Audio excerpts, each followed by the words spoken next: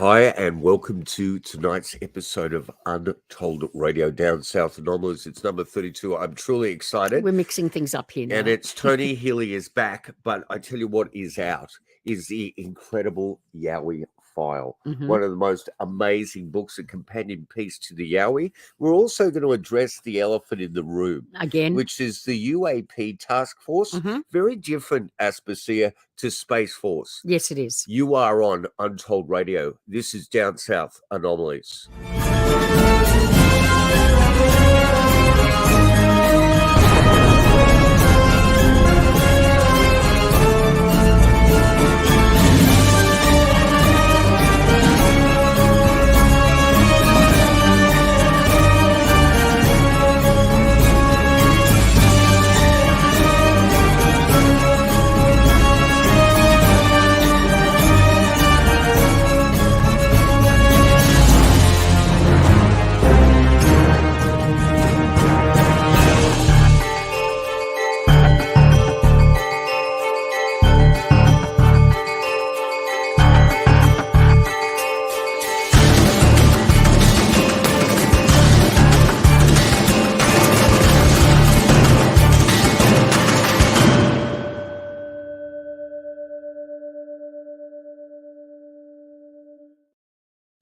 That's right, ladies and gentlemen. Untold Radio Down South Anomalies, episode 32, dedicated yet again to the extraordinary Malcolm Carter and that beautiful partner of yours. We're going to dedicate this show forever to Malcolm Carter and also that great memory of Robbie Graham. Remember, we are broadcasting on stolen land.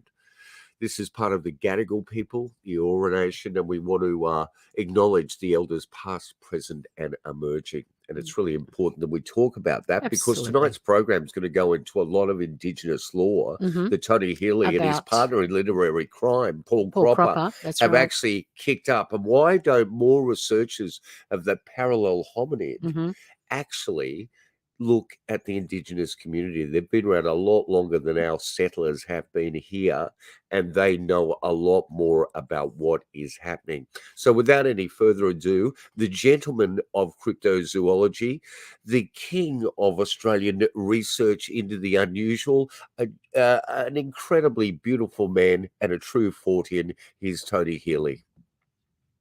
Well, that's a very kind intro. Thanks, Jamie. We are so touched by who you are and just what a gentleman you are, what a profound human being you are, and what an inspiration to cryptozoology you are worldwide. You are a gentle soul, Tony, and we appreciate it. Well, you and I suppose you're very kind people. You're the royalty of Anomalies in the south. Okay. So, I don't know about that either. Anyway, look, we were going to go just before we get to this profound book that you and your partner in crime, Paul Cropper, have released. Maybe I shouldn't use that term, partner in literary crime. But when you're dealing with the world of anomalies, they see us as outsiders, don't they? But we're going to look at a bit of breaking news because we try to keep up to times with each podcast. We do. The first moment that a anomalous object was shot down in the States earlier in the year, we had that broadcast up within 2 hours. That's right. And even though we were certainly wrong in a lot of our assumptions, we're willing to accept that. We were just reporting on what was being reported. So you remember back in the Donald Trump days in America, they actually introduced to the world that they were creating a space force. Yes. A space force. Now, what that was going to be, none of us truly understand yet. It's a bit like the re-landing on the moon and going to Mars. Is it ever going to happen? Didn't someone's rocket blow up on the pad the other day? I think even the Chinese rocket, the lunar probe, blew up going into touchdown. So things are still as bad as what they were in the 60s. We can't seem to get to the moon rocket at the moment, let alone going to Mars. They have created this incredible office in the US directly after those 4 anomalous objects were shot down. In February. And the office is the AARO. It's the all domain. I love the fact it's the all domain. It's very generic. Umbrellas everything. Yep. Anomalous resolution. They're going to resolve this stuff. Absolutely. They have never been able to resolve it yet. They're going to resolve it with this office. Yeah. It's that office. So out of that office. So what was that? The AARO. office. The All domain resolution office. So out of Okay. that office, Are they which working from home or working in an office? I think they were like Bloomberg during Ruppelt's. They're probably working from home these days. But during Ruppelt's tenure, there was about 3 or 4 or 5 people, if you were lucky, in there. Yeah. I think directly after the 4 objects were shot down, 3 were led to believe now were maybe 4 were literally harmless. Nylar balloons. Yeah. Party balloons. Party balloons. Yeah, sure. Okay. Yeah. Anyway. But that office went from like 3 or 4 people to now 3,000. Wow. Well, maybe I'm exaggerating there. At least they're creating jobs somewhere. Anyway, they did a public forum Mm-hmm. announcing their research and the setup of a new office. Okay. Which is the UAP task force. Okay. Another task force. So there's an office within the office. Yep. Okay. Now, right. we're just going to have a little look at 44 seconds of truly anomalous footage that they have declassified to the public. Now, I believe the George Knapp, James Carville already released this footage. How they did, I've got no idea. They've got an amazing out of Las Vegas. Yep. They've got an amazing podcast up. Go and look that up. He's the man behind the Bob Lazar doco. Or is he the man behind the curtain? Oh, I don't know. Anyway, let's have a look at this footage. Tony, have a look too, and you can tell us what you think. This is what they're stating to the public. This is a spherical orb, metallic, in the Middle East, 2022, by an MQ-9. I will come back to the sensor question that David raised here in a moment. This is a typical example of the thing that we see most of. We see these all over the world, and we see these in making very interesting apparent maneuvers. This one in particular, however, I would point out, demonstrated no enigmatic technical capabilities and was no threat to airborne safety. While we are still looking at it, I don't have any more data other than that. Now, there's a great example of double speak to me, because it offers no threat. It's moving at a high speed in the Middle East over what is suspected to be a troubled zone in Kabul. It's alloy. It's shining bright. And the other thing it's doing that was quite exotic is it's exhibiting no sound. Yeah, right. So if it's a drone, and here's the other remarkable thing, these people are going public, Tony, with this. You know, our highest credentialed officials in the major superpower of the world are telling us we're seeing this stuff all the time. All the time. It's everywhere. And it's not a threat. It's not a problem. Okay, let's have a look at a couple of pieces of footage that I don't think many people have seen at all, that was released by the task force. And this is military defense department footage. Let's look at this. Straight out of the defense department. There's no sound with this. Put our mics up. Okay. Oh, mics. Hello, can you hear us? Yeah, you can hear us out there. Yeah. So what we're looking at here is South Asia, which is quite generic. Beginning of January, Yeah, it's very recent footage. Look at this object. You've got a plane for depth of field, but look at those maneuvers. Now, so it's going one way. Now it's going backwards. At a high speed. Yeah. It's got its sensors locked on it. Right. Yeah. And that object and then it's doing things that are impossible for a drone. I mean, you'd really have to have you know, there's not drones that I think can actually do those sharp turns and maneuvers. And I think eventually one of these objects actually drops into the water. So this is new released. And you know what? Courtesy of the DOD. So that's the Department of Defense, isn't it? Now, I don't know if this was actually, someone may stand and correct me. It was, you can all go up on the web and look at that public forum footage, which I think lasted for about 4 hours. I think we're going in for a closer viewing of it now. Yeah. And when you actually get this with the image, the electronic imaging in modern cameras, what you're looking at is there's some disturbance in actually trying to get clarity of that. Yeah. Whether it's the distance the object filmed at, or what some people assume is we can see that sparkling coming out the front, coming off, which was again what was brought up in that incredible photographic imaging of Valentage. Yeah. Is we're actually like a hazy sort of people assume that this could be some sort of propulsion system that is disturbing of the atmosphere around it. Yeah, is that what? And I'm trying to search for the word where it's left me. Yeah, but it's a disturbance. And it's rather odd, isn't it? Well, it's And doing stuff that I'm planes just can't do. astounded that at this point in time, And there's it's still so much ridicule and skepticism around this subject that you're getting the highest credentialed people in the world releasing this footage that was classified.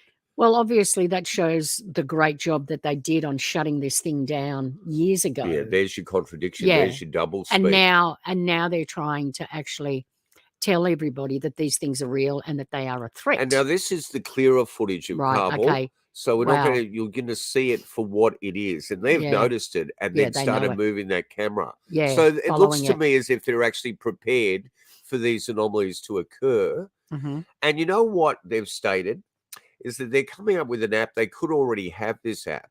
So every civilian in the Western world now can record an anomaly and then instantly, utilizing the app in real time, get in touch with the DOD in the States. Right. And they will supposedly assist you in telling you whether this is something prosaic. Okay. It's something in the air traffic. Wow. But you know what my thought is?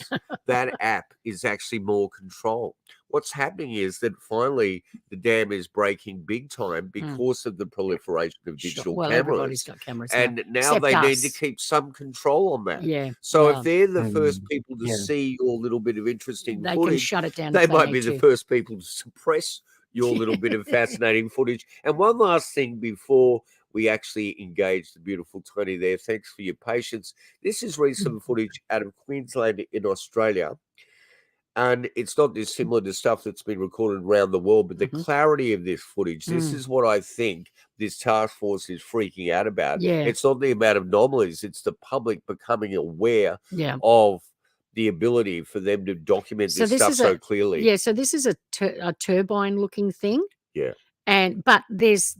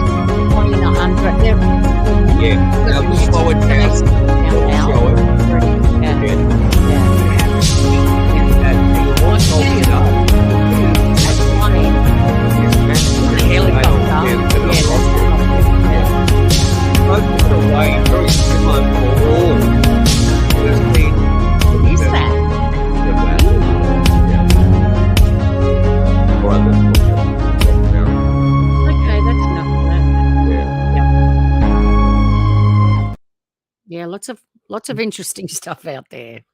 So have you ever encountered anomalous objects yourself during your 14 investigations worldwide, Tony?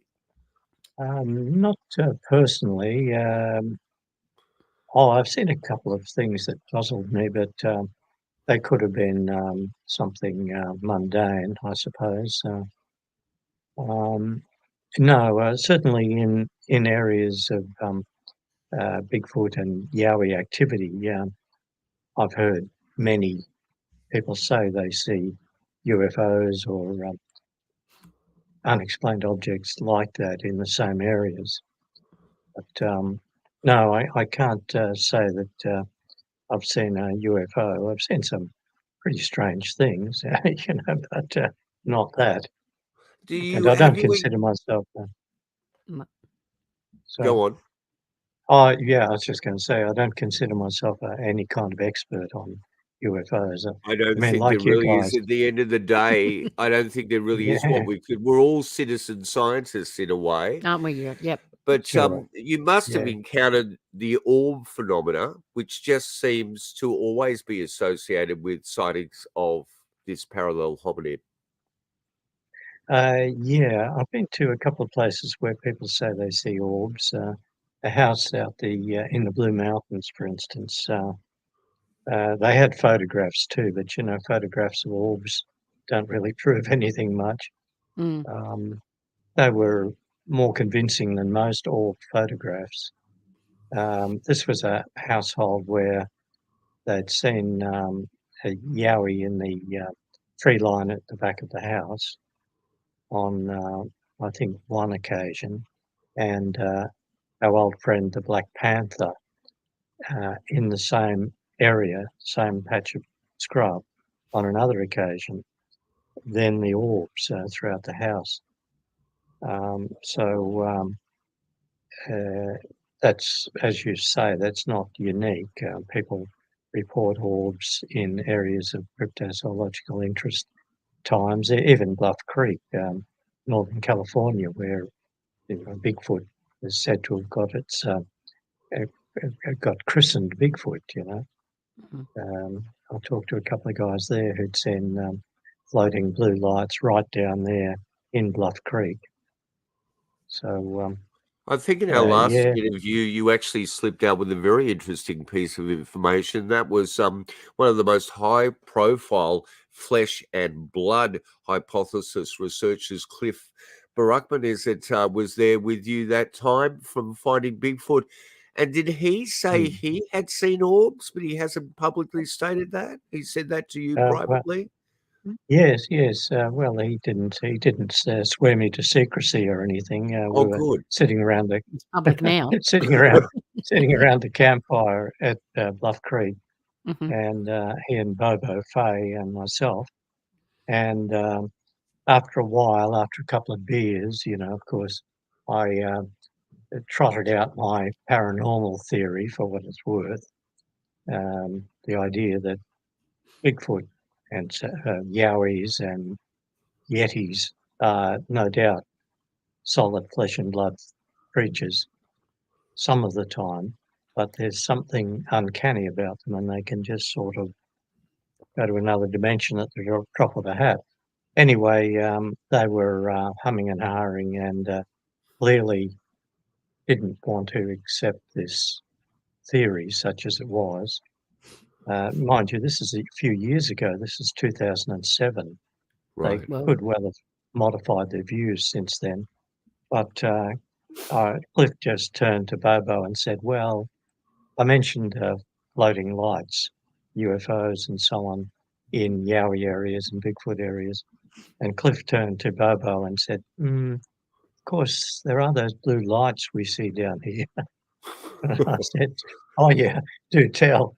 And he said, yeah, well, I don't know what they are, but, they come and go around the camp. And I imagine in Australia you'd call them min lights. Yes. Well, there you go. Around the Bluff Creek area, people have seen what they think are black cougars as well, which is another hallmark of I don't know, this whole thing. Black cougars, black pumas seem to appear with alarming or remarkable regularity in the annals of Yowies and Bigfoot. I think for you instance, struck. Go on. I was just going to say, in our new book, in the modern era cases, we have 70 cases from the modern era, that is post 1975, and in 10% of those cases, no, wait a minute, no, 1 in 7%, what's that, about 14% of those cases, a Black Panther rears its ugly head as well. So that's just beyond chance. And in Canada and the States, I ran across Black Panther reports repeatedly in Bigfoot, Sasquatch areas. So there's something strange about it. And I sometimes think the Black Panthers might be the key to this whole thing, because they turn up next to monster haunted lakes as well. So I don't know how you would turn this key, even if you could sort of grasp it. But I do think the Black Panthers could be a key to this whole phenomenon. I think you've actually hit on what is a research deficit there. It's not something that I've read about or spoken to many other people about at all. But it does seem to be ubiquitous. As we're all aware, there is no such thing as a Black Panther. Well, yeah, because it seems to be Mhm. like an aside. Oh, by the way, when I've seen this, I've also seen Mm. that, and it's Yeah, they kind of don't seem to factor it in all the time, because a lot of the sure. times that is there. It's just an aside, Yes, which yes, maybe it indeed. Yeah, should be that's right. made more a pronounced Well, thing that to look out for. yeah, yeah, that's right. Yeah, as you say, they often just say, "Oh, by the way, Mm, there are a lot of funny things out there. I saw a Black Panther last week or 10 years ago." And why should they make the connection? In mm, their mind, they're probably it's just a fluke. They're the only person who's seen both types of animals, but in mm, fact, that happens a lot. yeah, but they still seem to bring it up.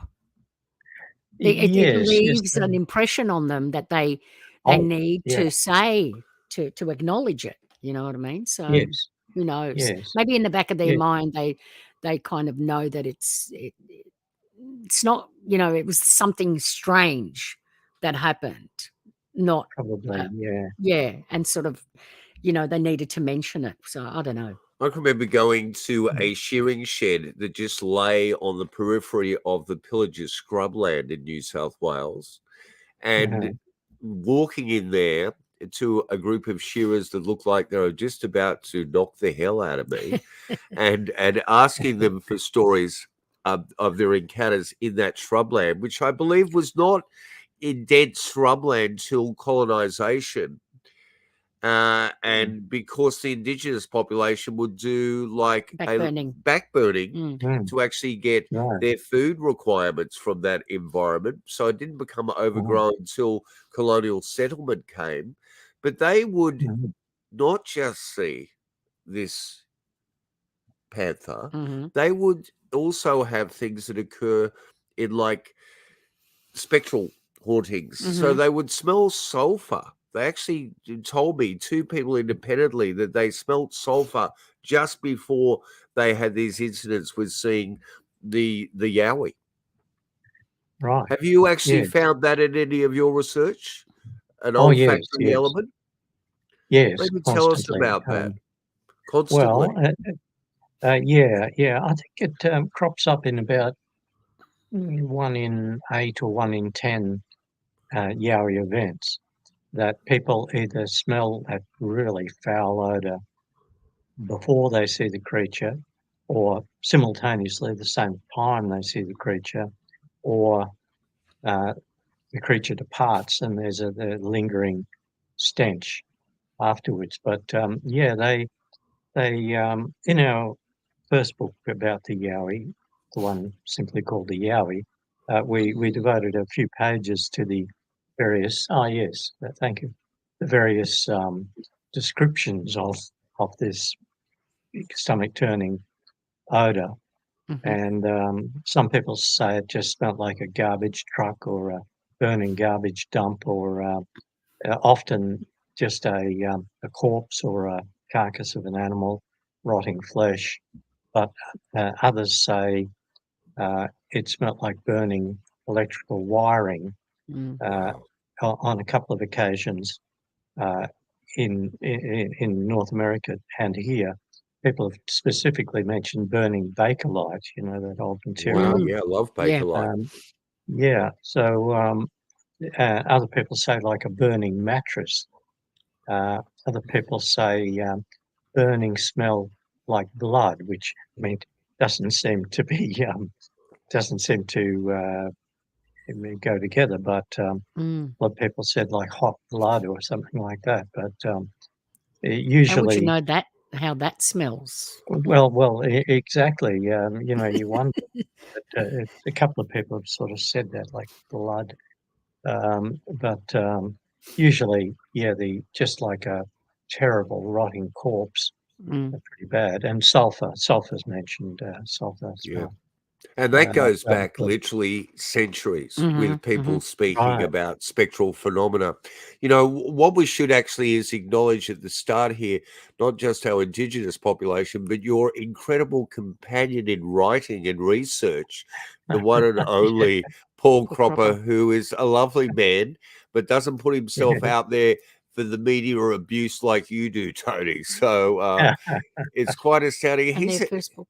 and their first book, which is out of print now, Yeah. which is one of the most prized books in our collection, Absolutely. Out of the Shadows, Mhm. which encapsulates just so many cryptids in this incredible continent we live in. And I tell you, go and search that book out. If you can find a secondhand copy before it's worth tens of thousands of dollars, make sure that you get yourself one off eBay, because it's a remarkable book. It's It is. astounding. Now, was that the first book you guys wrote together? I don't think so. Yes, it was the first. Yeah, Okay. we'd written a couple of magazine articles together, I think. But yeah, that was 1994. It's a long time, nearly 30 It is a years long ago, isn't it? Yeah. Well, it's yeah. actually next year. It's the 30th anniversary it's of that book. 17 years since you wrote this book that is now got its companion piece, the Yowie Files. Now, I take it both of those are in print and available through services like Amazon. Yes, that's right. Yeah, and Okay. Booktopia and places like that. Okay. Yeah, Right.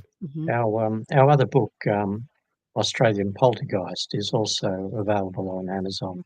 Right. Which is just an extraordinary Humpty-Doo. I mean, don't you love the name of that town to begin with? Yeah. And you know, this is something that very few people have gone to the extent that Paul and Tony have to look into the varied intricacies of poltergeist phenomena Mhm. and how they seem to actually attach themselves to families and Or people or residences. homes. Yeah. And you guys have literally traveled the world looking at poltergeist incidents. Is that right? Yeah, Paul more so than me. He seemed to get the poltergeist bug more severely than I did. Mhm. I must admit, after that Humpty-Doo episode, I said, "Oh my God, I don't want to know anything about these damn things."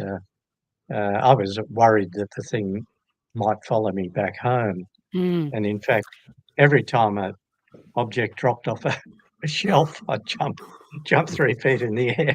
Paul told me it Right. was the same with him in Sydney, but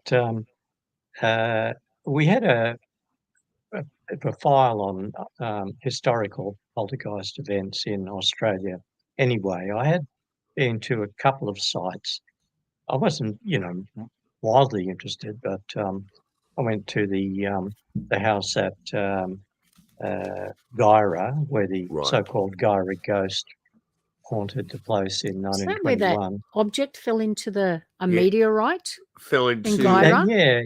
Yeah, straight into the dam. Yeah, that was odd, Yeah. and they And they couldn't shut the find it. dam down. And that Yeah. is really bizarre because I believe the federal police and the military came in Yeah, there they and did. closed off that dam. Yeah. Maybe tell us, we're sidelining here, we will get to the Yowie file, Yeah, but maybe tell us sure. about this Gyra incident. Gyra. Gyra Yeah. incident. I can't pronounce anything anymore. Yeah, I'm falling to bits. Well, Dementia's coming on. No. well, the Gyra ghost case made a lot of headlines in 1921. Maybe it was a quiet time in the news. I don't know, Maybe. because Yeah. it really, when you look at it, although it was pretty interesting, it wasn't really the most uh, remarkable of poltergeist cases. There are a Right. couple more in Australia that were where more things, a greater variety of things happened, like at Humpty-Doo, where we were, and particularly in Myanup, Western Australia, in 1956 through to the early 60s. We had a couple of properties there. That was certainly, as far as I know, the most remarkable poltergeist episode. We cover that in that book, Australian Poltergeist. But at Gyra, it was a family. What was a mini? Oh, gee, we're having a seniors moment here. I've pulled you out of the blue too. I've thrown That, you off your train of thought, so my apologies there as well. no, it's all right. I'll think of it in a second. Good God, this is shocking. But that was so interesting with the dam. That was an amazing moment when that meteorite fell in there. Yeah, and they said it had contaminated the local water. I don't think so, But but they never found it. Well, they told us they said they never never found it. Yeah. Gone. I think Tony's got to do a little bit of research on that question But that I've asked him. that actually became a really huge story. Yeah. Didn't it? Because I think for what it was supposed to be, this small meteorite, rock fell in there, but the overkill of authorities that came into, it's like, okay, so why are you turning this into such a huge thing? So they made it seem like something more was happening than what they were reporting on. I certainly had the same moment in Broken Hill that time That's when the true. meteorite came down. Yeah. Anyway. Oh, yeah. So I'm just yes. Let me see now. we're looking for the Gyra. Minnie Bowen. Bowen. That's right. It was the Bowen family in Gyra, in a little house on the outskirts of town, and the phenomena seemed to concentrate on Minnie, who was an 11-year-old, an adolescent, which is often the case with poltergeists. Mm-hmm. The flying stones and the wall banging and everything else, the levitating objects often have a focus, and it's often a troubled child. Mm. Well, Minnie's elder sister had died just shortly before. All right. And so Minnie Bowen, she was a strange little girl, and her whole family experienced the flying stones, and for some reason the story went ballistic. It was in the papers overseas and everywhere, and all kinds of police and investigators went there. But it certainly wasn't as remarkable, as I said, as some other cases. I think it's a shame, though, that Gyra hasn't made more of the Gyra Ghost episode. Do you think Gyra could be what some 14s explain as a window of high strangeness? What with that meteorite report as well remaining quite questionable as to what that was? Is it one of those areas that several other things occur? I don't think so. I've sort of stayed tuned, thinking, having my antenna out in case Gyra gets mentioned. Mm-hmm. There's been a few big cat reports in the general area, but no, apart from the meteorite and the poltergeist, I don't know of anything else. It seems to be just perhaps a one-off. I think it was just this family. They were going through a lot of angst, and that often seems to stir these things up. Certainly. So I suggest people, this book's still in print, isn't it? You can pick that up from Amazon, is that right? Yes. Australian Poltergeist. Check that book right, out, but let's swing into this release. It's only been out there for a couple of weeks, and it's an incredible companion book to the Yowie. Mm-hmm. In this, you actually lay out, like a reference guide, nearly 300 case histories that date from basically the birth of the colony. Now, you did an incredible job that is not recognized by the majority of researchers out there, and that is you respected our Indigenous population. With your first book, The Yowie, you wrote an entire chapter on Indigenous law. And just parallel to the States and Europe, there is many, many different dialects and terms for the Yowie. The Yowie is more like a mainstream term that's come into fruition. But there is reports of this creature from one end of this continent to the other. Am I wrong in that assumption? No, that's pretty right, mate. Yep. There are more reports down the eastern seaboard than anywhere else, but then that's where the witnesses are. That's where the people are to see these things. But certainly there's reports even in the desert country of the Northern Territory, Western Australia. Just about everywhere. Even a couple of odd reports from Tasmania, which seems strange, but Yeah. So you, in that interim, the 17 years between the Yowie and the Yowie file, you have been able to, you and Paul, find a lot more historic reports. So let's maybe go back to some of those historic reports. And what stands out for you in the book? And it's just so exciting to read that plethora of reports dating back to the birth of the colony. Well, yes, it's hard to pick out a particularly interesting report. There's so many. There's, I think, up to when the very early 1800s, so the 1820s to 1900, what we call the Colonial Era. We've got 104 reports Wow. listed. But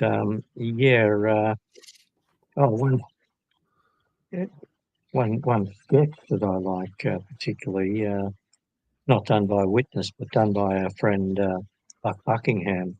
The sketch on page 7, I think, is sums up. He's the done it terror now. of the- Buckingham is with Australian Yowie Research, and That's he's right. done a lot of the animations for their site, but he's also done a lot of astounding sketches for your book as well. What page was that on?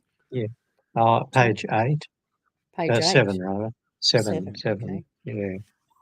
But, Excuse us, people. it's- We're just being human and going through our files. I'm just talking to our audience. Hello. Yeah. Yeah, it's just I like that sketch. You know, he okay. seems to have depicted the terror on that woman's face. Yeah. Okay. Yeah, And I yeah, just that scream then to actually go with the sketch was me hitting Asper's swollen Yeah. head. It was so like, I'm oh my sorry God, you about killed that. me. Anyway. Oh, Yeah. Yeah. oh, right. Wow. Anyway, so that's Yeah. Well, that's that. That Buck's a great. He's a Yeah, multi-talented he is. He's artist, very isn't he? multi-talented. So that's the yeah. The Colonial Era. Yeah. the incident that relates to is described on page 46, 47. Mhm. Yeah, that was at Rocky Bridge Waterholes at the present site of Abercrombie Reservoir, Mhm. Wangler Dam. And yes, the witnesses described abject terror as a group of young men and women camped there fishing in 1876. And Mhm. this great slovenly, hair-covered sort of ape creature approached the camp and scared the living fright out of the whole lot of them. The young men Yeah. chased it with axes, but retreated when the thing turned on them. Oh, Anyway, right. yes, and there's been another report from 2003 from exactly the same area, where the informant in that case contacted Den Harrison and said that he was pig hunting with two friends just 3 kilometres from the site of the 1876 incident, when they encountered, quote, a medium-sized figure, Yowie, Bigfoot, Yeti, whatever they're called, said this guy. The dogs were holding on to its shaggy fur. It shook them off and ran into the forest. A few other hunters have witnessed similar sights. So that's one thing that I really looked out for, and that we tried to highlight in the book was the geographic link between really old reports and recent ones. You know, you'd find something happened in a particular area 150 years ago, and then in Mhm. exactly the same area, a similar thing would happen just, in modern times. So we point out those sort of links in the book, and also point out the similarities between aspects of Aboriginal Yowie law and what non-Aboriginal people describe. So there's a distinct correlation. You know, the Aboriginal people talk about the smell of these things and the stone throwing and the way they can just sort of make themselves scarce and the fact that they essentially can't be killed. Yeah, and some of our European eyewitnesses in the modern era have been migrants who had never heard of the Yowie at all before they saw the creature. So, there's been a consistent thread right through from the, in European terms, from the very early colonial era, and as you say, in Indigenous law, since Adam was in short pants, since the mists of time. So it's a funny thing. I think it's foolish to try to just explain away or laugh off the Yowie phenomenon, because the testimonial evidence and the historical evidence is so very strong that it'd be hopelessly arrogant to say that the Aborigines just made this up 40,000 years ago and have been hoaxing ever since.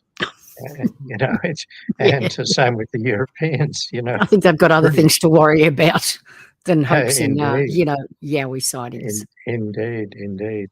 Yeah. That having been said, there have been modern era hoaxes, a couple. Sure. And idiots getting dressed up in gorilla suits or what have you from time to time, but there'd be few and far between, wouldn't they? But you'd be able to see it and go, oh, well, there's an idiot dressed in a gorilla suit. But also the other thing, we're led to believe in this mainstream thinking. I know that all of the them hoaxing like is a major element, but I think it's a very, very small element of all this phenomena. Yes. And it'd be pretty dangerous business, wouldn't it, to be running around in the bush in a gorilla suit? I mean, well, especially in the States where everyone's carrying guns and shooting at anything that moves. Absolutely. You'd be an idiot to be doing that. Indeed. So were you able to go back? And I know we're treading onto difficult water there, because a lot of this knowledge with the Indigenous is sacred knowledge. And we have done everything we can in this country to destroy that sense of respect and integrity.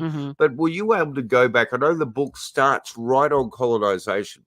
There is a case that's the first case is evidently a hoax, which is quite remarkable, right at the beginning of that. But were you able to go back and understand the Indigenous relationship with this hominid in this country pre-colonization? Were they living in harmony? Was it something that they respected and stayed away from? Did it have the same fears like the midnight has with them? Well, probably all of those things, depending on what area of Australia or what language group, what tribe, if you will, you're talking about. Up at northern New South Wales, northeastern New South Wales, the Bundjalung people around Fingal Head there say that their people just a generation or two ago lived in harmony with at least one hairy man who used to spend a fair bit of time on the fringes of their tribe, living in a cave. And the belief is that he couldn't speak, but could sort of communicate to a degree. And they used to leave their fishing spears and other gear like that, coastal gear, with him in a cave there while they went inland seasonally to get other food. So in that area, they were friendly with and they didn't feel threatened by the Yowie. I forget their terms for the creature, but in other areas, it seems like the Indigenous people were very leery of the hairy men, Hmm. and gave them very wide berth. Others attribute magical powers to them, Right. paranormal powers, you might say. Hmm. Um, Yep. Old Percy Mumbler down the south coast of New South Wales used to say that they can send you to sleep if you're walking along a track and you suddenly feel very, very weary. Um, don't feel tempted to lie down because you'll go to sleep, and that's the hairy man doing that to you. But There was a case I remember in the Pillages Scrub, and there's a radio interview with this gentleman that was evidently taken for a number of days to a colony of them. Do you remember that case at all? no, And no. Where did yeah, you hear that? I actually heard that as a radio report Oh, years right. ago, Okay. so I might have to pull that out again. Another researcher had made me aware of that. Okay. And do you have any cases in the book about people living either in cohabitation or being taken by them? No, apart from a hoax. All Right. right. It's a hoax story from the Colonial Era. Actually, it's obviously a tall story, Right. and So, it what was the involves motivation for that hoax? Do you know?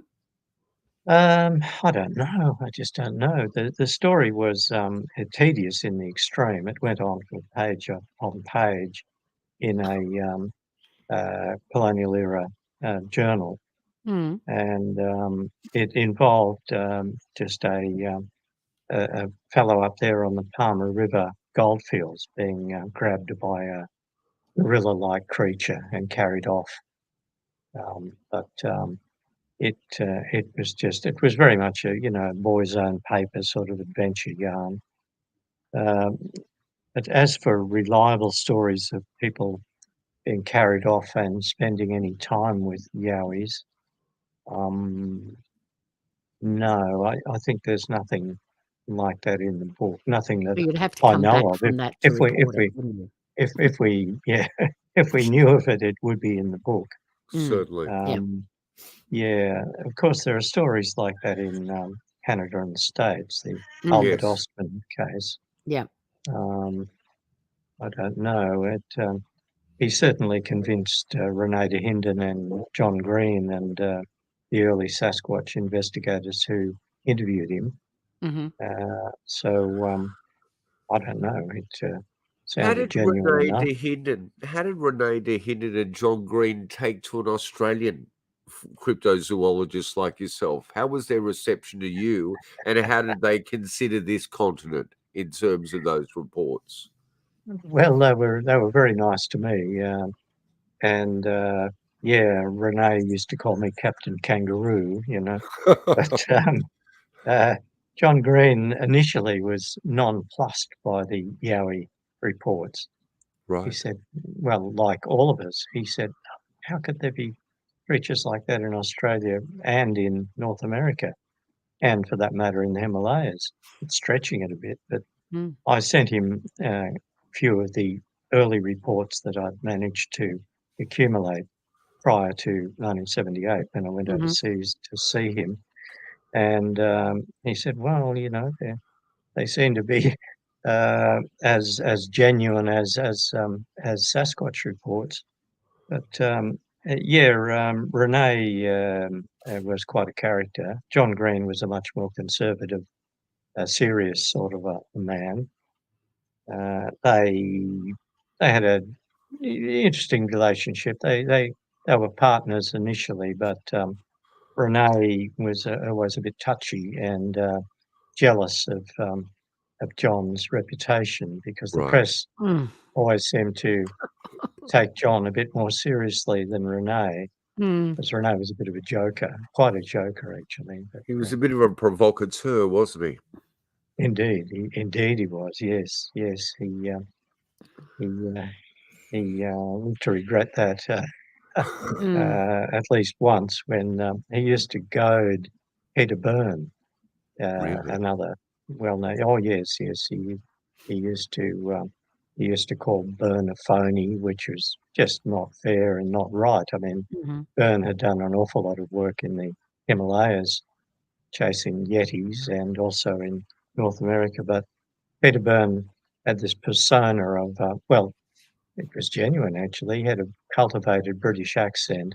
He Mhm. was an ex-RAF officer and a white hunter, from Africa and India. He'd shot rogue elephants, tigers, the lot. Mm. And he I don't know whether he consciously assumed the persona, but he just looked the part. He looked Mhm. like Stuart Granger. Do you remember that Right. Yep. Yes. old movie actor? Well, Peter, he still looks like that. I mean, he's Mm. 90 something now.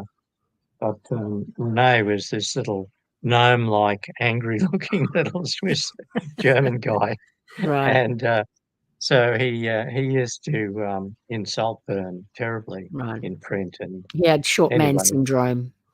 yeah, Byrne Mm. got sick of it and ambushed him one night and punched him out, Wow. knocked him Wow. silly. Yeah, and I talked to Rene. Rene admitted it. He said, "Yeah, he got me good. I couldn't stand up to him." Wow. But anyway, it was always very interesting dealing with these people.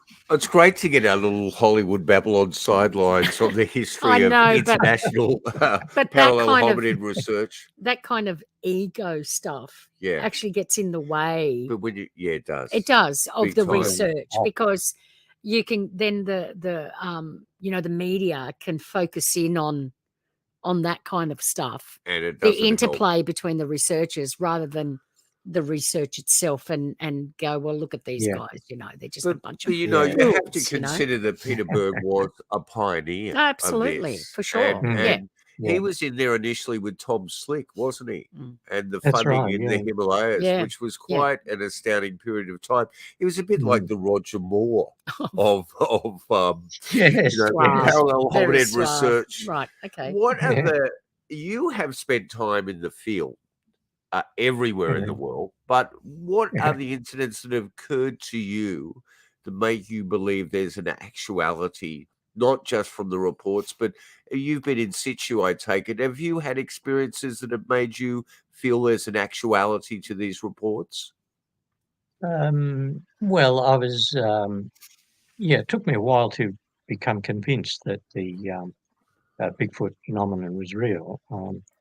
After when I got there in 1978, it took really about 3 months for me to meet a witness who I found entirely convincing.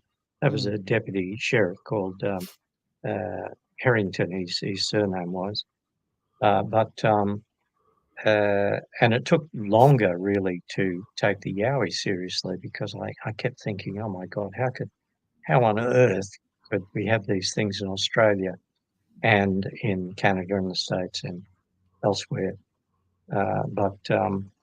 As for personal interaction with these things, I've only ever seen tracks that weren't particularly clear. They were clearly bipedal tracks and big, but not particularly well defined. Oh yeah, that sort of thing. Gee, he looks young. I wonder who he is. Very handsome and dashing. I think he could outdo Peter Byrne. How about, look, I love this next shot too. This is like in the Ooh, field. Oh, action yes. shot. But Yeah, it looks like you're in actually shot. someone's backyard in the field. Yeah, I'm not I love it though. not posed at all. Yeah. And this That one was from Britain, where you with a great pop this down. I've forgotten the name of this Fortean researcher. Is this in Loch John Ness? Downs. Yeah. No, this is in Devon. John Downs is the founder and president of the Centre for Fortean Zoology in Right. Right. in Devon. You can't He tell was from that photograph, but John is Sasquatch sized. He's 6'7" tall, he's and Right. Sasquatch sized. I love Yeah. that. at He's that got that time hairy man he look too. Yeah, and he weighed 26 stone, if you can, in the old Wow. language. Wow. Enormous. That's his mother-in-law sitting there. Mhm. Wow. But, So yeah, John's a real uh, character. are there like Bigfoots, Yowies, Sasquatch in Britain that Well, John feels that he's seen one, yeah. right, okay. Now, Mhm. of course, this really makes it difficult for the flesh and blood school of believers, the people who believe that Sasquatches and Yowies must be flesh and blood. They can't Mhm. be something from another dimension or Mhm. Mhm. something supernatural. Because if just one of those reports from Britain is correct, Yeah. and some of them are reasonably, they read pretty well. Mhm. Um, I haven't spoken to anyone personally apart from John who has seen one in Britain, and he only saw an extremely large Sasquatch-sized silhouette Right. going behind some trees. Uh, that was up near Newcastle in a wildlife park. And as John said at the time, well, there's no way on earth that there could be Sasquatch-sized things running around wild and undiscovered in Britain. But he said, I know what I saw, Mm. and but he said it can't have been. It must. What's his term? A term I think he may have coined, zooform phenomena. Wow. Phenomena that takes the shape of animals.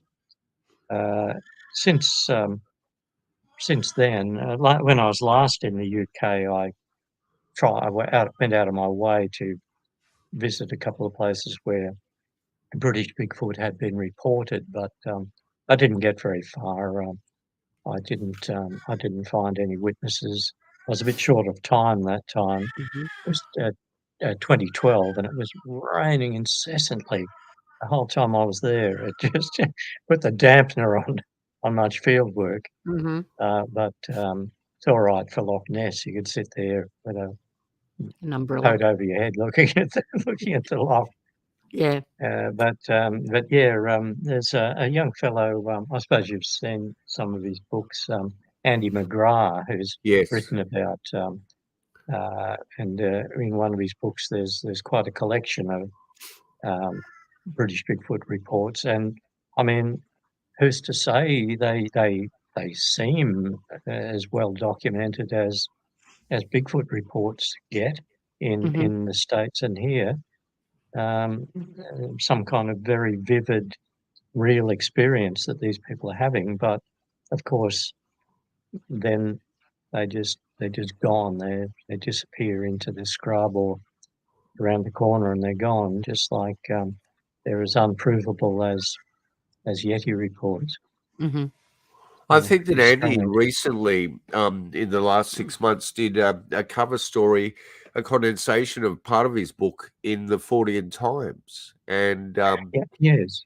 yeah, and I think that the woodsman stories, just like Indigenous stories here, date back centuries in Britain. And we Mm. have spoken to people in the South Pacific that have had incidents on very isolated islands that Right. sound distinctly like a Yowie or a Mm. Sasquatch report. And how is Uh-huh. that possible Mm. if it is Mm. flesh and Yeah, blood? indeed. Well, Yeah. it could be possible if that flesh and blood creature has paranormal has a paranormal aspect to it, has, Mm. some kind of, you know, Yeah. being able to transport through, I don't know, dimensions, or goes into Uh-huh. some sort of a wormhole and comes out somewhere. Yeah. I don't know. Who's to say that But they don't? I mean, they don't have to be either, one or the other. They can mhm. be both. Yeah. They can be flesh and blood Yes. with, Mm. magical powers. But I think the Yes, problem yes. is when people are trying to keep hold of their Yeah, I credibility know. once I they've know. had an incident like this, they like to follow I science think to where it is today, yeah, like I think once you've ED. seen something like that, I think your credibility has to go out the window. It's like, well, I saw it, I don't know. I know what I saw. It doesn't sound, feasible, but that's what I saw. So, So there was a case I read, and I haven't got up. I've gone through the colonial reports, and they're fascinating, and some of them are just absolutely astounding.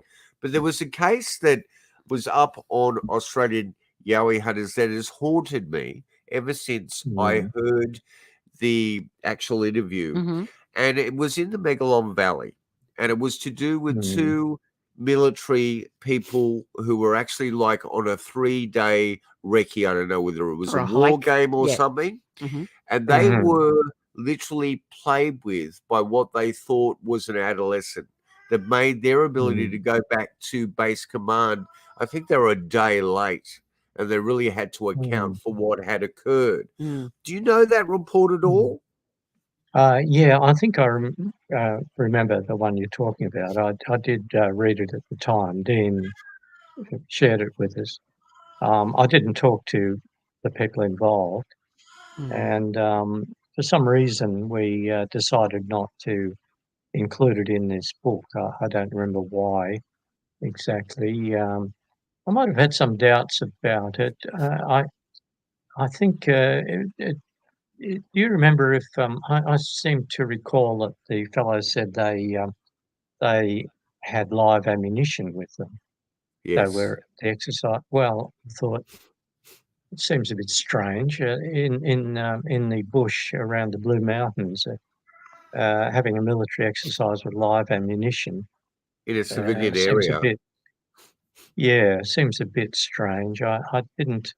I think I was suspicious of it, and there might have been something else going on at the time that was. I think it's great that you use that level of deduction, though. And you know what fascinated, what I wanted to pick up with that report that stood out to me that I've noticed worldwide seems to have some incredibly similar case histories, is that they were talking about this thing actually down on all fours, laying out like a Oh, the spider spider in crawl. the grass. And they do this Oh, spider crawl. So do you have cases in the book that speak about that? Because that is distinctly a very, Yeah. That's a incredible. freaky. It's an oddity. Yes, Yeah. yes, certainly. There's a couple. There's one from 1876 down at the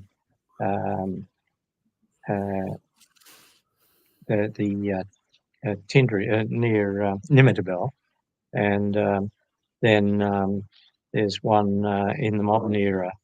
In fact, I think, in fact, I'm sure that Buck attempted a sketch of what the thing looked like when it was down on all fours. Wow. It's pretty scary looking sketch. But anyway, quite often the Yowies and Bigfoot are said to, when they're seen, they're on all fours and then they stand up and run. On other occasions, they're walking around bipedally, and if they hit a bank or a steep bank, they'll get down on all fours and scramble up the bank, or drop on all fours and into the go under the scrub. There was a couple of policemen at Lummi Indian Reservation in Washington State who told me that that's what they had seen at the dump at night.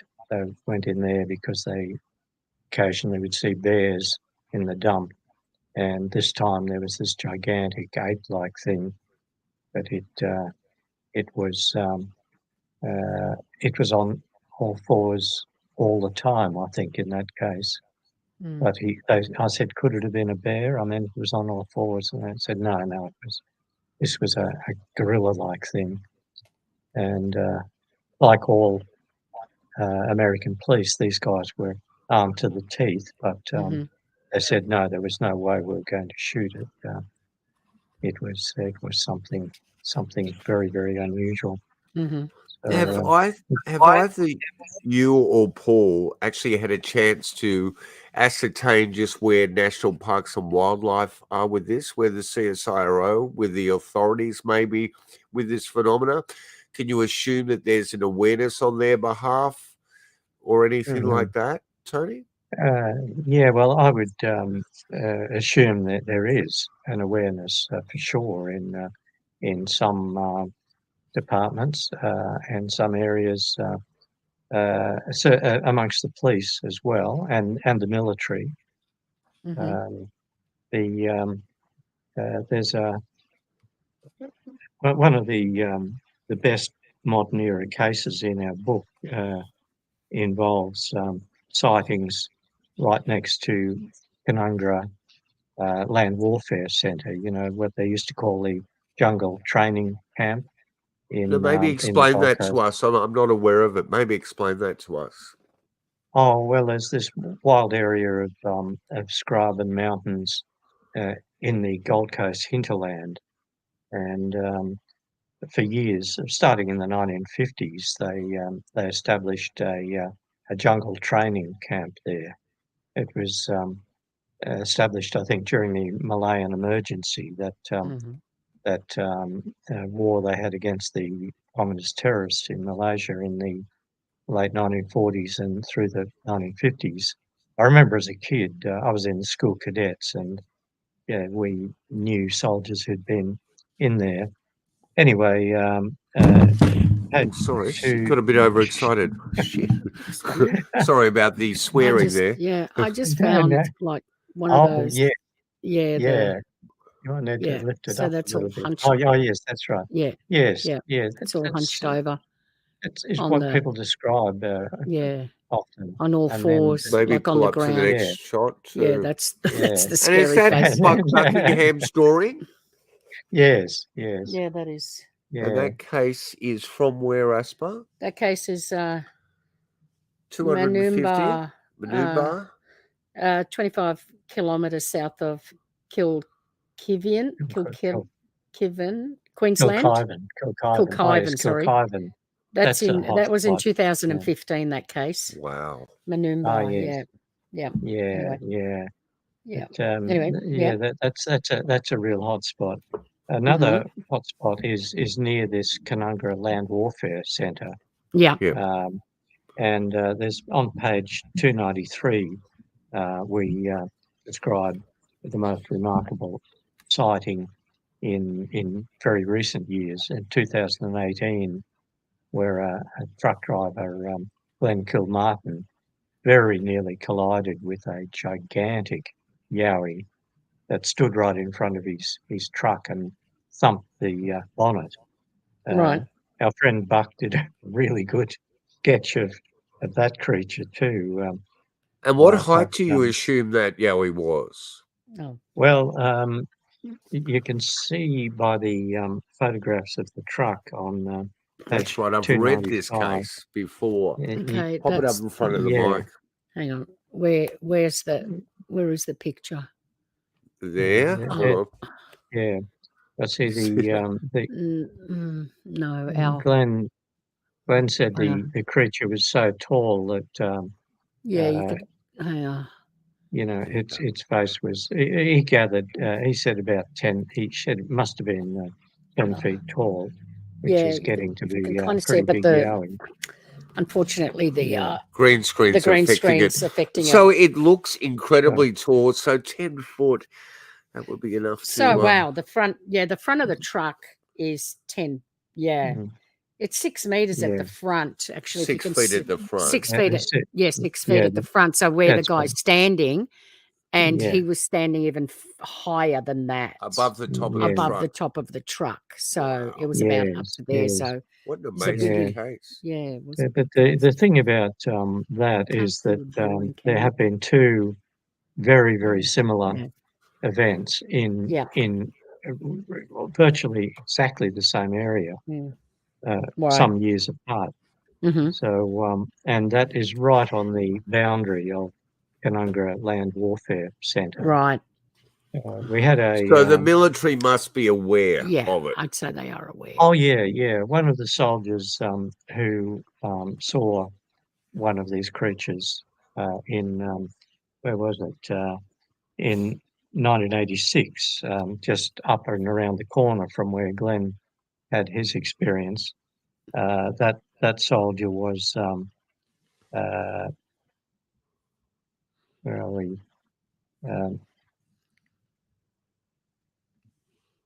Lester Davidson. He was a serving soldier, and he said this thing just went across the road in front of him, a huge big thing, and he said the infantry fellows at in Canungra had seen quite a few in the bush at the Land Warfare Centre. Plenty of stories, he said. Right. And we had another case from inside the Land Warfare Centre some years ago. There was a bushfire, and the soldiers were called out to fight the fire, and two Yowies ran away from the fire.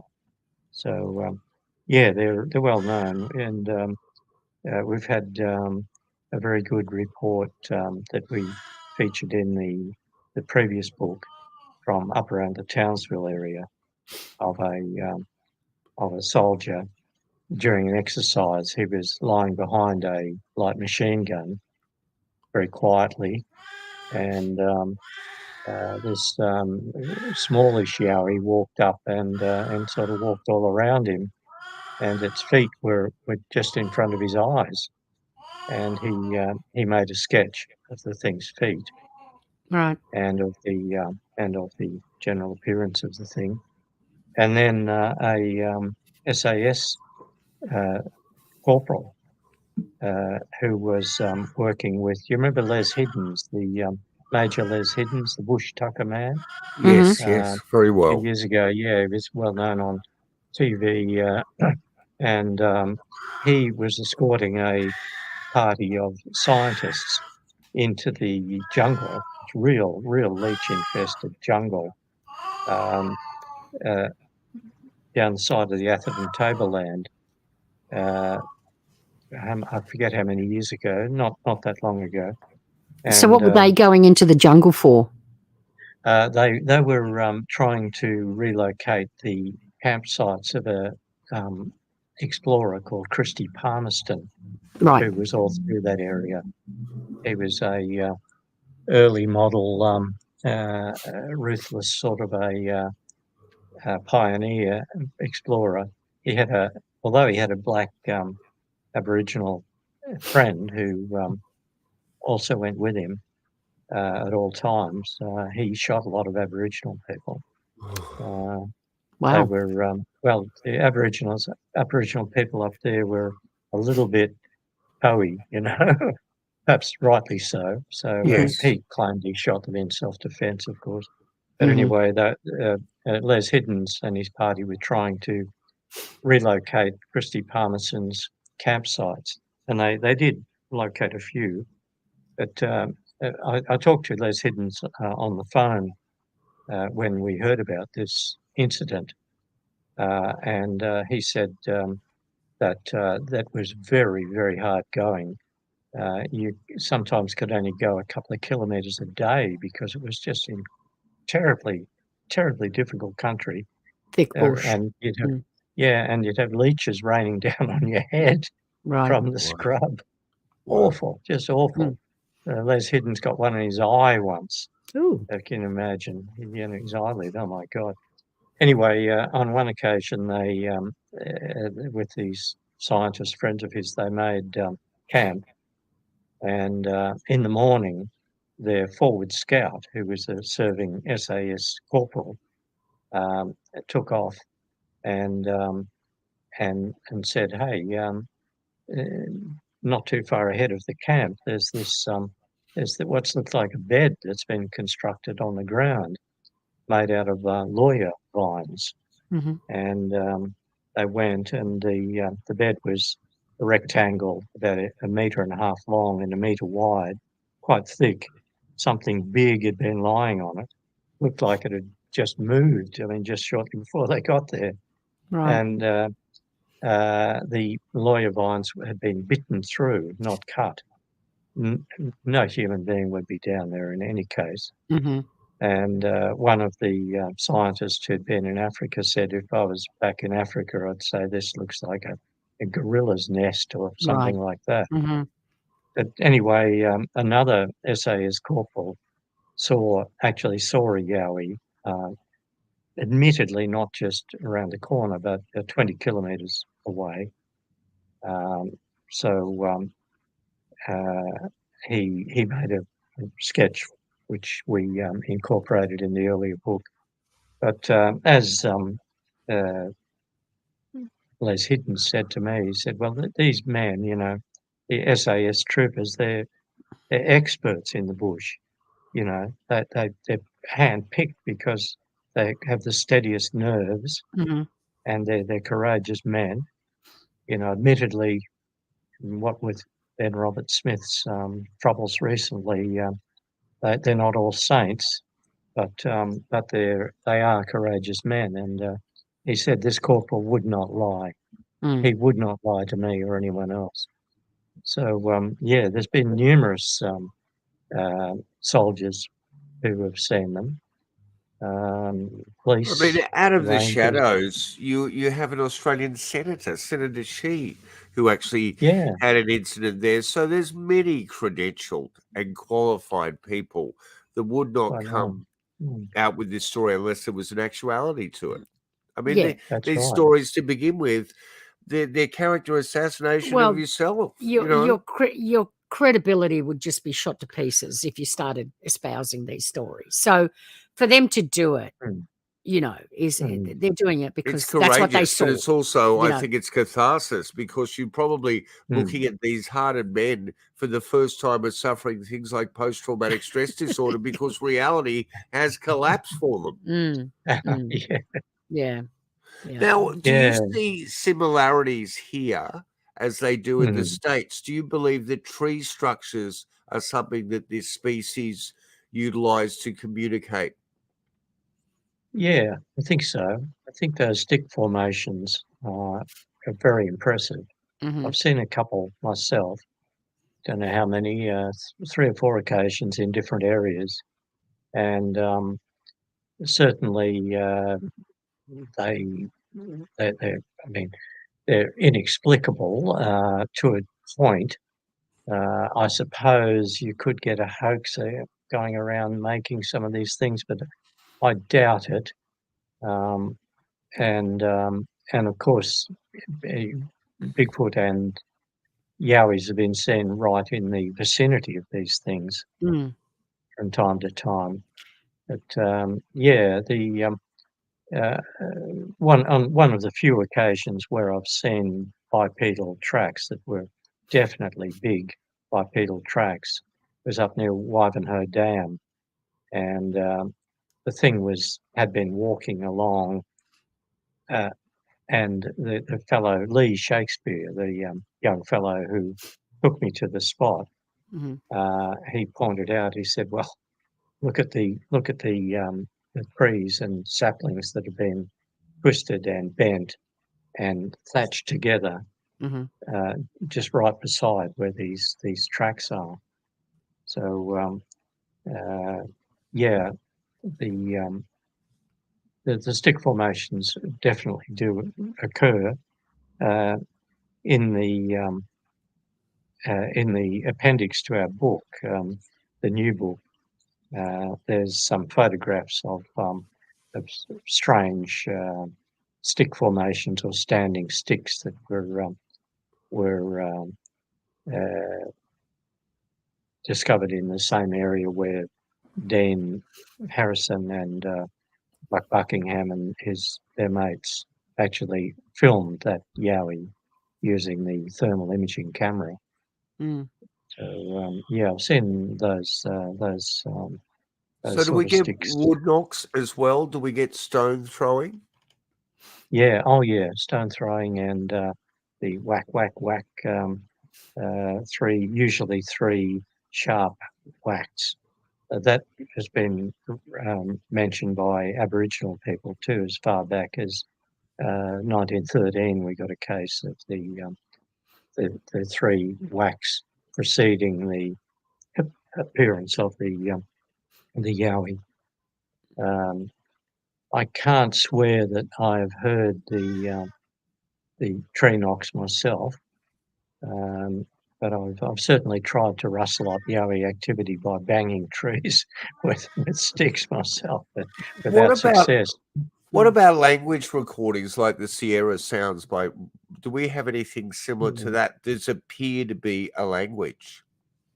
Well, not that I've heard really. No. People often say they've heard what sounded like some sort of crude language. Mm-hmm. More often, it's just grunts and screams and growls. But yeah, the Sierra sounds. What was that guy's name? Berry, wasn't it? Ron Moorhead. Ron Moorhead. Right. He was with another fellow who was there with him, Berry. Anyway, they had some people there were actually analysts of sound. So they're very interesting things. Now you've spent time in New Zealand as well. I'm going off kilter here, but in New Zealand, is there a similar phenomenon? Yeah, but not so robust, not so strong, as far as I can tell. I should. Well, I only need one story that's credible. It only takes one. Well, I did talk to two people who'd seen Sasquatch-like creatures, that's for sure, and I believe both of them implicitly. Oh, well, there you go. And I went to numerous areas where, in the colonial era, Maori had told British settlers that there were big, hairy, cannibalistic ape men. Okay. Usually up these river gorges. And I went to Coromandel Peninsula too, which has Mohau, they call them. Mohau is one of the Maori names for these creatures. Wow. And but Paul Cropper dug up Mohau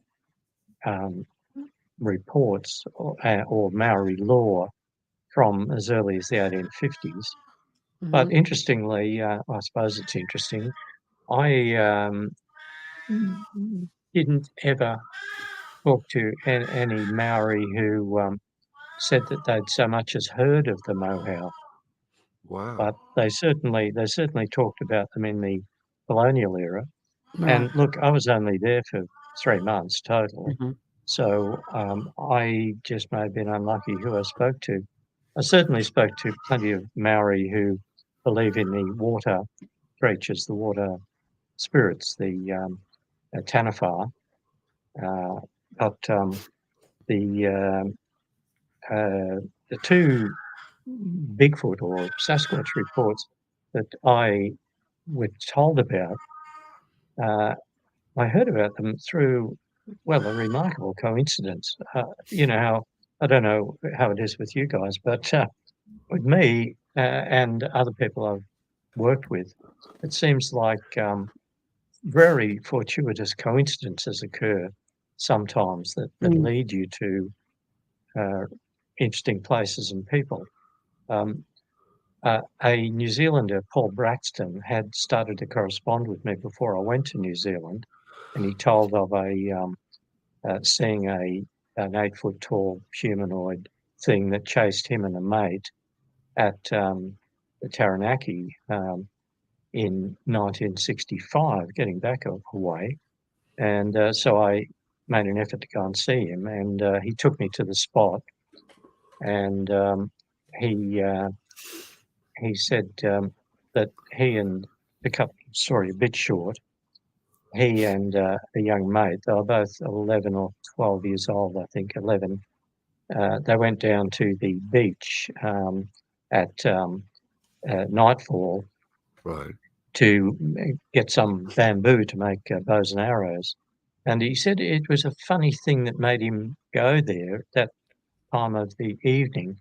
He rarely did, and he'd never associated much with this other kid, but for some reason he felt that he should go and knock on this kid's door and say, "Hey, do you want to go down the beach and we'll get some bamboo?" The kid said, "Yeah, sure." They went down there, but it was getting a bit dark for that, getting gloomy, and then they saw a big white light coming in from across the sea, close to the sea, and they thought, it must be a boat, a fishing boat, but it's coming in dangerously close. They knew there were rocks just offshore there, but it kept coming and coming past the point where it should have collided with the rocks, and they thought we should go and call the authorities. Someone's going to have an accident or has had an accident. Anyway, they were just mulling over that, and then all of a sudden, crash, crash, crash, out of the thin belt of scrub between them and the beach comes this 8-foot tall humanoid thing running like mad towards them. And they took one look and were overcome with fear and ran for their lives and kept turning to see this thing closing on them. Paul said it just looked dead weird. He couldn't swear that it was hair covered because it was getting a gloomy evening. But he said the funny thing was it wasn't swinging its arms when it ran. The arms were down beside its body, zombie-like, if you will. But the thing was moving quick, and they both felt as if this thing caught them, it meant to kill them. Whoa. They ran like hell and up and around the corner and into town. And strangely, he never saw that kid again. He went down to the kid's house one time and said, "Is the boy home?" And his father said, "No." For some reason, savagely warned him off. And anyway, this incident preyed on Paul's mind for years and years. And when we went to that beach, he said the hair on the back of his neck was standing up. And anyway, that was 1965. So I headed off down to a town called Levin, where there was a small lake where in the colonial era, British settlers swore that they saw large crocodiles. Now, this was a lake where the Maori said there is a resident taniwha, which can appear as a giant lizard. Anyway, the British settlers were saying, well, there must be crocodiles in New Zealand, unlikely as it seems, because there are these, we've been quite close to them, they're crocodiles. Anyway, so I went to the town of Levin to prepare to go to the lake, which is just nearby. And so I went to the local newspaper, small newspaper, to see if there was any recent reports of these lake monsters. Anyway, the young woman said, the taniwhas, the Maori all believe in the taniwhas, but she didn't know much about it. Young journalist. She said, why are you interested? And I said, I'm interested in all kinds of strange animal stories, sort of Yeti stories from the Himalayas and Canada and so on. She sort of face dropped and she said, my boyfriend saw one of them just the other night. Anyway, I said, do tell. And she introduced me to him, and he said, yeah, he and a mate were out in the bush near just up country slightly from Levin, and they were parked their car, or stopped their car beside a cow paddock, and they heard these gigantic thumping bipedal footsteps coming straight towards them, and suddenly got this feeling of great fear. And then this great big hair-covered creature appeared, ran up to the fence and just stood at the fence, looming over them. They took me to the spot, so they were very close to this thing, whatever it was. I said, what did you do? And they said, we screamed, jumped in the car and gunned it and took off. Anyway, I said, what were you doing out here anyway? Are you interested in astronomy, or were you stargazing or something? And he said, no, we were out here looking for those blue lights that we see out here. I said, okay. Yeah. Bin bins. So now this was 24 hours after I'd just been talking to Paul Braxton up at Taranaki. As I said, he and his mate had seen a floating light or a weird light, and then immediately been chased by what he said was really a Sasquatch-like creature. So 24 hours later, by a fluke, I'm going looking for a lake monster. I'm introduced to this young guy who he and his mate had gone out looking for the floating lights that they'd seen at that spot earlier nights. And they get chased by a Sasquatch-like creature. I checked my files later, and where they saw that the two young men, saw the second Sasquatch creature, that's in the foothills of there's a small mountain range there, which the Maoris said was the haunt of the Mero or Mohau in the early days. Right. So these are things that fall together. You may have heard these sort of strange coincidences happen. We've always found we're in the midst of our deepest research, or we're doing some project, that all of a sudden incredible synchronicity occurs. Yeah. And I think this is a very salient point that is not documented or spoken But about. that's all part of it as well. But all becomes part of it. I've literally walked out the front door of my building after reading something, and standing downstairs is a witness to an event that is not here for me. Yeah. Was in the street waiting for someone else. And there were moments like that where you go, this is just too beyond It's beyond coincidence. It's coincidence. ridiculous. It's Yeah. crazy. Yes. Yeah. It's right, isn't it? It's just it happens. And so, I mean, this is tricky for people who believe that Bigfoot are flesh and blood and nothing else, and that Black Panthers are flesh and blood and nothing else. But really, I think any honest investigator who's done a reasonable amount of field work and honest research would have to say, well, no, you're paddling around on the edge of the goblin universe. There's something very, very, very strange about all this. So what have you ascertained after all this time, decades and decades of self-funded research, incredible research? What do you think we're dealing with when it comes to the Yowie, the Sasquatch, or all of it, the Yeti? all of it? I just honestly don't know. I mean, I don't consider I'm not one of the world's great geniuses. I've just gone around, blundering around, asking questions, and people have been very kind with the information, taking me places, showing me things. I just think the Aboriginal people of Australia and the North American Indian Native Americans are right. I mean, I think the first thing an Indigenous person ever said to me about the Yowie was, you can hunt these things, you can look for them, but you can't catch them. And he said they're half spirit and half man. There you go. And that seems to. And then in the I heard that sort of thing from North American Indians. One man in particular, a Miccosukee Indian down in the Everglades, the Miccosukee Seminole tribe, and a friend of mine had spent some time with them and said, "Oh, you must go and see them." They have visitations by the Yeti Wasagi, they call it. That's their word for the Bigfoot.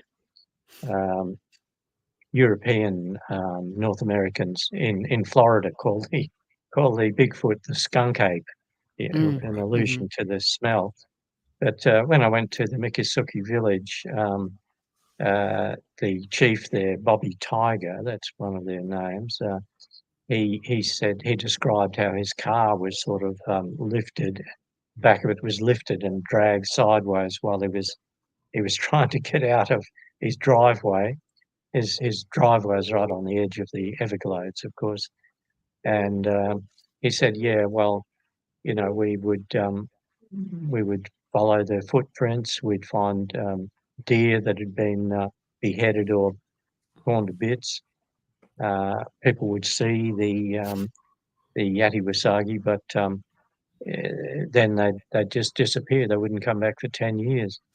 And the patrolman, I walked around the village with the local policeman, Don Osceola. Osceola is an old Seminole name too. He said that, he said, look, essentially what my people are saying is that these things are interdimensional. They're here when they're here, and then they'll go. And Yatiwasagi, he said, a rough translation would be disappearing man. Wow. Right. You know, so I mean, even before I talked to these people, I had a very, very strong impression that what I was looking for in North America wasn't entirely canny. It was something uncanny, and that sort of worried me more than if they'd been flesh and blood. You know, I mean, if they're flesh and blood, well, at one stage I had a shotgun, so mainly for bears or, you know, cougars, just in case. But I wouldn't have shot them unless I was being attacked. But what good is a shotgun if a gigantic, big, half interdimensional ape man decides to run at you, None. tear you to bits? And I think this is why nobody's been able to actually, you know, shoot one and bring it Come back. up with the evidence. Yeah. I think one of the problems too is that notion of like, how does 20th century humanity, 21st century humanity that believes we are so scientifically advanced, so mechanistic in our approach, so reductionistic in our thought, deal with the contradiction of terms like that? It's just, it's too much for us to actually contend with in our psychology. Yeah. So it's best to actually reduce it down to flesh and blood, or completely sanitize reports to appear to be flesh and blood. I don't know if you're aware of the American researcher Christopher Noel, but we recently have done a few podcasts with Chris. He runs a channel called Impossible Visits. If we can just take 8 minutes of your time to play a trailer for his new book, There Is No Veil, I think Chris could be shedding light on where this phenomenon is coming from. Maybe, maybe not. Let's have a little look now. Some Sasquatch researchers continue to stubbornly reject or ignore reports of paranormal abilities displayed by the species. Thankfully, the sheer repetitive consistency of such eyewitness data over decades and decades has forced many others to consider that Sasquatch actually can somehow radically manipulate their physical reality. Among those who accept this testimony or who have experienced such anomalies themselves, the majority interpretation is that these wild ancient people, as part of their remarkable package of stealth behavior, are able to cloak themselves at will to make their bodies partially or fully invisible. I myself hold a minority view. I doubt that any enormous, multi-hundred-pound flesh and blood creature can literally vanish before our eyes. For example, if ever there was a situation in which doing so would have come in especially handy, it was on that October afternoon that the Patterson-Gimlin film was captured. There are some trees or vegetation that was getting between Roger and the creature, and he wanted to get a better and closer, so he relocated. Then the creature just kept right on walking. The subject persists in view for 1 long minute in broad daylight. So my point is, what if the truth is the other way around? What if, instead of living Sasquatch dematerializing into thin air, what is happening is that the spirits of those who have passed away are making their presence known by partially or fully rematerializing? After all, members of our own species can do the very same, as the human race has been recording since the birth of writing in ancient Babylon 5,000 years ago. Among those who have encountered active, playful, yet disembodied Sasquatch is Mike Patterson of the Sasquatch Ontario channel. They were fresh, very fresh. Some of them have been literally seconds old, like this print here. This wasn't there seconds earlier. I had just swept the area with my flashlight, checking thoroughly, and then suddenly I look again, and there's an 18-inch adult print, and as standing beside the car with Dwayne, suddenly, he's sweeping too with his flashlight, and he says, "Don't step back," and there's a younger individual's print directly behind me that had just appeared. So we know they're right there, right then with us. And here is a brief incident from longtime Sasquatch researcher Jeff Friend. Look at that. Look at that. Look at this. What's going on here? Look at this, guys. What's going on? Ain't nobody been over there. Look. There's two of them. That's what I'm saying. Nobody's over there. There ain't nobody over there, yo. Guys, are you seeing this? There's nobody over there. No wind at all. There's no other tree moving. Oh my God. This is the phenomenon I was talking about. Let's go back to camp. Let's go. Guys, are you seeing this? In my new book, There Is No Veil, I place such capabilities in the context of the long, rich history of psychical, spiritual research, stretching back centuries. A host of eminent scientists, including Nobel Prize winners and other impeccably credentialed women and men, have rigorously demonstrated and documented that the Homo sapiens dead can, under favorable conditions, manifest themselves before we the living. Historically, and still today, authentic seances have seen a wide range of mind-boggling phenomena that, it turns out, are also reported now in association with Sasquatch. One such is the sudden appearance of objects, apparently out of nowhere, objects known as apports, a French word meaning to bring. Those participating in the famous skull experiment of the 1990s received dozens of apports. Whilst we were sitting here, this object would arrive, just materialise, and arrive on the table. But as it arrived, that's the sort of noise it would make. Despite the fact that witnesses heard a loud bang every time an apport arrived, no matter how small, skeptics have dismissed this phenomenon as objects merely thrown into the air. But the appearance of these apports are not so easy to explain away. These newspapers arrived in pristine condition, despite having originated in the 1940s. And here, being interviewed by Mike Patterson, filmmaker Christopher Munch, whose movie Letters from the Big Man remains the only serious Sasquatch drama, finds himself in the same privileged position. Was much more easily washed away. The oil remained, and as a result of that, the dirt mixed with it. And Chris just got a marble, right? Red marble. Right now. This one was literally from the sky. This just happened right now. They're here. Thank you, my friends. Common occurrence around here. I love it. There are a bunch of others in the book, but one more parallel for now, and that is electricity. It's commonplace for researchers in the field to find their batteries suddenly drained, their equipment disrupted, their EMF meters spiking in close proximity to Sasquatch seen or heard. People also experience being, quote, zapped, a sudden charge hitting them, causing sensations of static electricity on skin and hair, disorientation, dizziness, anxiety, dread, nausea, distorted vision, etc. Similar electric phenomena famously occur as well in the company of ghosts. Lights flickering, hair and skin reacting, machines malfunctioning, batteries drained. Also, apparently closely related, orbs are seen, both indoors and out in the forest. A century and a half ago, and also today, orbs and flashing lights appear in deliberate spirit contact settings. So the hypothesis I'm putting out there is that the Sasquatch people are simply able to more readily manifest themselves after death than we are, to share time and space with their still living kin and companions, and occasionally with us too. It's just more natural for them.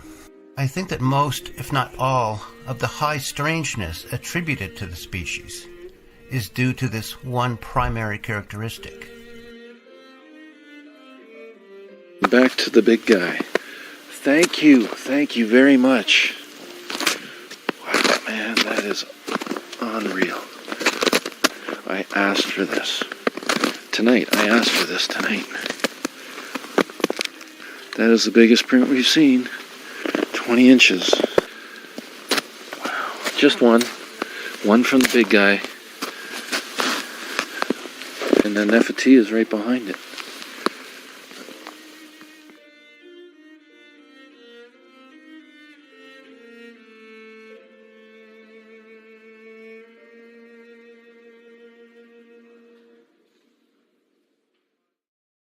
Well, it's one hypothesis, and it's an interesting one, and Chris is quite fascinating. I'm sure he'd have a lot of time for your research in the way that you deal with things too, Tony.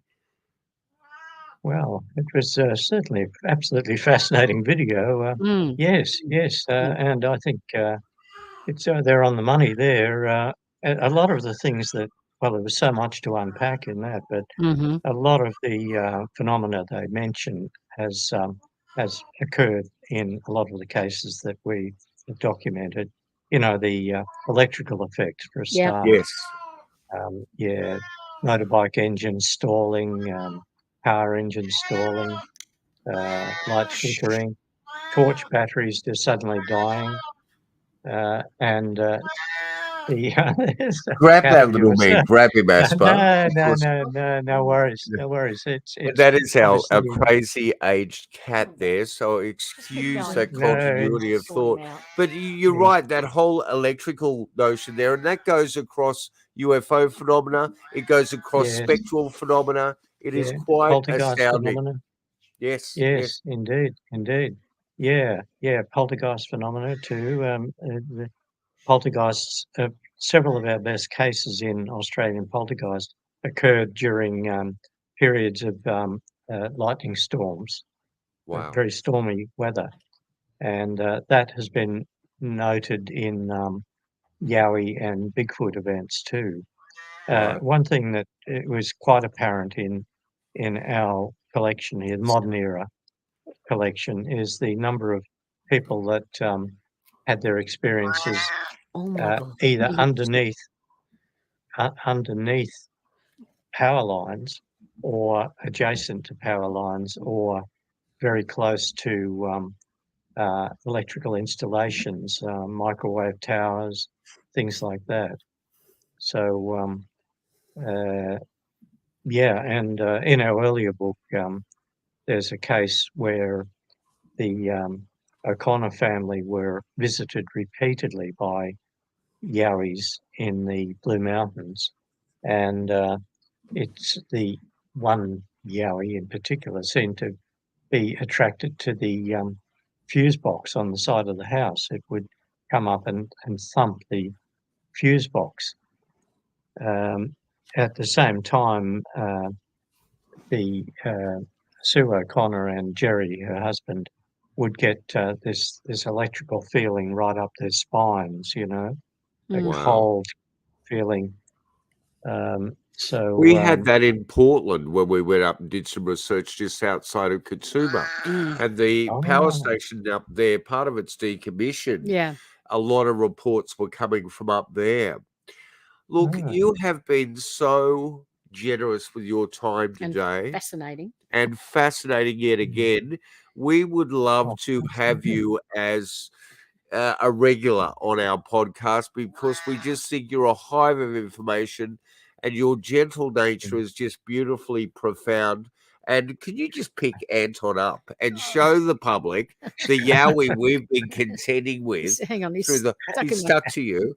There he is. Oh, he's boy, 19 years of age. Well, he's 18. He's over 18. But let's not. And he will just scream, but he's not in pain. He is fine. Just and Want some sometimes attention. we don't have the heart to hide him. So please excuse the fact that our Yowie here He's been started to interrupt the broadcast. Yes. Go up online, humanity, buy both these books. Yep. You can get them from Booktopia. You can get them from Amazon. And there's The the two books need to be together. Yeah. Because the Yowie file is literally the companion reference guide of nearly 300 cases to go along with the foundation stone for your research here. And remember that these gentlemen do an incredible job with a vast array of anomalous phenomena in literature. And you know what? I believe that what you've done is an incredible service. As I said to Dean Harrelson and Sarah, you're making people aware of moments out there in the bush that could cause incredible consternation and fear. Or a shift in your worldview. And it's important that we shift in our worldview. Yeah. And need to realize that there is great mystery out there, and that mystery is as frightening as it is enchanting. Absolutely. Yep. Yep. Oh, well, you guys are certainly, assisting the general enlightenment as well. Well, I think it's good to have all the information at hand. And we promise you that we will make it down to Canberra when it's a good time for you. And we're going to go and have a look at a few crypto sites down there with you. Nice. And we'll bring I'll lunch do for a you. field trip investigation. That'd be good. Are you a carnivore? Do you eat Greek food? Oh, Greek food. Indeed, I do. Yes, I'm an omnivore. I'll eat anything. That's everything. Greek food. Yeah. Hey, I guess I suppose you noticed the incident involving the Greek lady in our collection here. No, I maybe didn't just see quickly that. tell us about that before we end. Yeah, she had two encounters. I'm just trying to. I thought I tagged it here. Okay. Her name was Tenia Kiriaki. She talked to our friend Sarah Bignell. Oh, right. At Okay. length. Yep. Yeah, and this was one of those sightings. In our earlier book, we talked about the various expressions that had been reported on Yowie's faces, and there was a great range of expressions: angry, right, stoic, what, and we remarked, well, the only thing we haven't heard of is a smiling Yowie. Yeah. Well, Tenia Kiriaki struck one. Oh, right. Okay. Yeah. She was really, really good witness. I probably, if you go on to Sarah's website, you can listen to her report. It might even be on Dean's as well now. But but to cut to the chase, this thing walked out of the scrub at a place called Curra near Pimpy in 2015 in daylight, right on noon. And it walked out, a large, reddy, orangutan-like creature, pushed the trees aside and just walked out, waving its arms up and down like it was very happy to see me. Wow. It had a grin on its face and started walking towards me, waving. You know how children wave with their arms like, oh, here's my friend or something. I could see eagerness on its face. So her Tania's friend was sort of out of sight behind her and stood up, and this thing looked at him and its face fell, and it looked disappointed and turned and walked away. Right. But but she describes the incident very well, and then later on, a couple of years later, in fact 2019, she was approached by a apparently younger one, dark in colour, that had a very strong toxic smell, sulfur, and she wasn't quite so confident around that one. She moved away and took off. No smiling face there. Was she cooking some lucky or anything like that at the time to lure it out of the bush? We're going to have to lure anybody. Yeah. We're going to have to say goodbye to you, Tony. Oh, sure. It has been an absolute pleasure. Yeah, we don't want to go over We time. so enjoy your company. You are the true gentleman of cryptozoology. We are proud to have you as a resident Australian, and we're proud to have you as a friend now. So take good care. All the best with your brother that you're looking after there, and we're thinking of you. You ever need us, call out to us.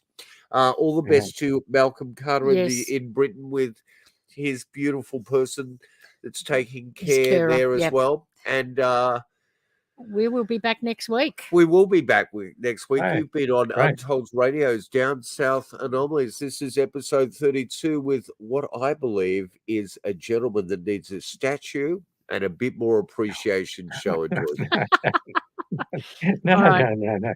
You guys deserve more credit than I ever did. Come on, get out of here.